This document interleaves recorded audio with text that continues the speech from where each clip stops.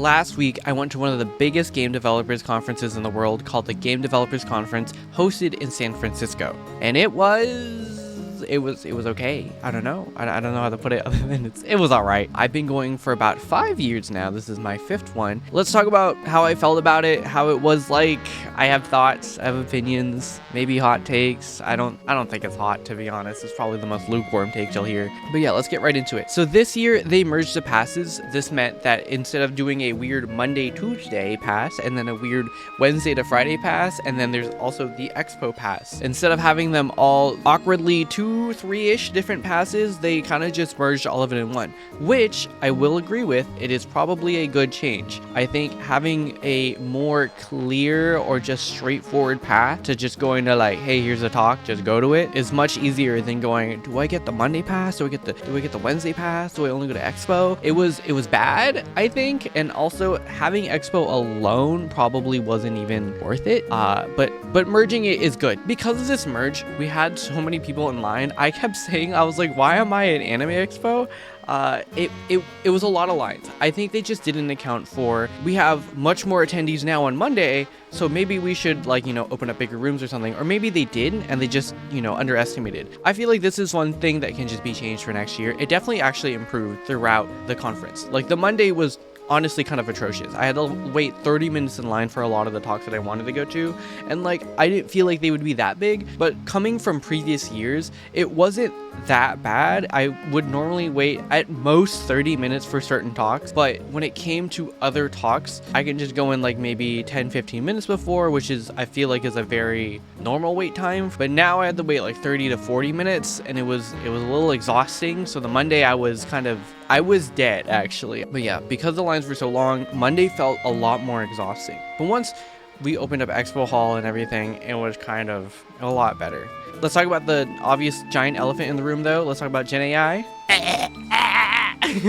Let's talk about it. Generative AI booths were all over the Expo Hall this year. If you've been to GDC before, you know that Expo Hall really is just kind of like the big businessy kind of part of the Game Developer Conference. A lot of it the last couple of years actually were NFT. We had so much generative AI and it was kind of gross. So I didn't really like it. In general too, I think there are just less people going to GDC this year than ever for obvious reasons. I'm not going to blame GDC on that. That's just, I can blame someone else on it, but I'm not going to blame GDC on it. There was a lot less people this year, so generally a lot less people to kind of connect to, kind of talk to.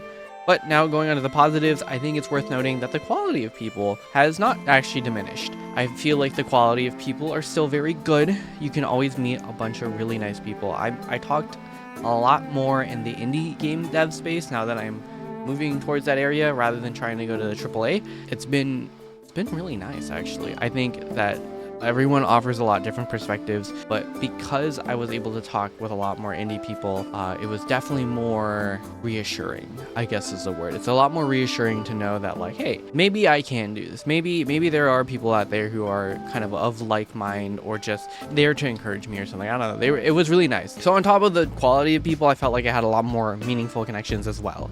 But as for personal goals of mine, what I wanted out of this conference, I did actually want to talk a lot more in the indie game dev space because it is one thing that I am pushing myself towards rather than trying to move into the AAA space. And I feel like that might be some of the feelings that I had with GDC. Every time somebody asked me, I felt a weird sense of doom and gloom for sure. There was a weird feeling of not fitting in or feeling a little left out.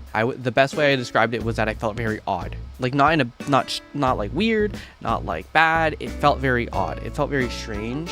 And in a way where it was wow, I don't really want to push into AAA anymore. It felt very weird to not want to do that this year. And then just finding my own success with indie felt a lot more natural to me.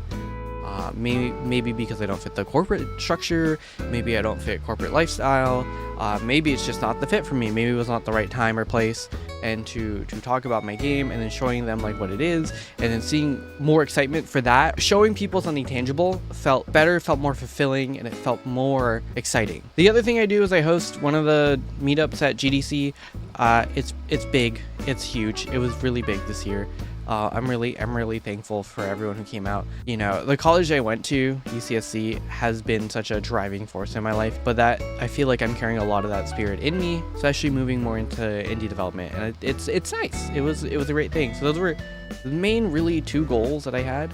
I'm going to be following up with a lot of people. Yeah, overall GDC was okay. Compared to the previous years, it was fine. It was weird. Obviously, the generative AI stuff was pretty bad. The people are always so really good. But overall, pretty good GDC, question mark. I don't know, maybe it was all right. That was my closing thoughts of GDC. If you have any questions about it, feel free to like comment below. I'm down to answer them. Anyways, I guess, how do you end these videos again?